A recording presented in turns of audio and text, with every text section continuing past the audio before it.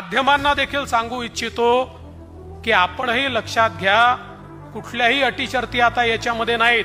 दाखला म्हणून कुठल्याही तहसीलदाराकडे जाण्याची आवश्यकता नाही।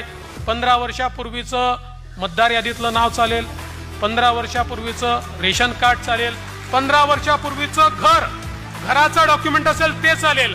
कुठलंही 15 वर्षापूर्वीचं डॉक्युमेंट असेल तर ते डॉक्युमेंट त्या ठिकाणी नवऱ्याच्या डॉक्युमेंटवर, पत्नीला किंवा वडिलांच्या डॉक्युमेंटवर मुलीला त्या ठिकाणी योजना मिळणार आहे। त्यानंतर उत्पन्नाच्या दाखल्याकरता कोणालाही रांग लावायची आवश्यकता नाही, कारण ज्यांच्याकडे पिवळे आणि केशरी रेशन कार्ड आहेत अशा सगळ्यांना त्या ठिकाणी ही योजना लागू करण्यात आलेली आहे। त्यामुळे ते कार्डच त्यांचा उत्पन्नाचा दाखला समजला जाईल। मग कोणीतरी सांगितलं कुटुंबाची व्याख्या काय? रेशन कार्ड ही कुटुंबाची व्याख्या आहे। त्यामुळे नव्याने आता हे कुटुंब काय आहे त्याचा दाखला घ्यायचा आहे का? असा कुठलाही दाखला घेण्याची आवश्यकता नाहीये।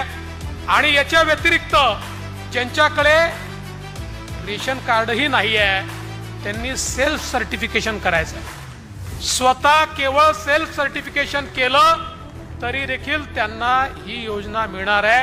ही योजना आमच्या बहिणींना बाहेर ठेवण्याकरता नाही आहे, ही आमच्या बहिणींना आत घेण्याकरता योजना तयार करण्यात आलेली आहे। त्यामुळे आपल्यालाही कुठेही काही अडचण योजनेच्या संदर्भात वाटली, आपण आता ऑफलाईन फॉर्मही घेतोय, ऍपवरही फॉर्म घेतोय।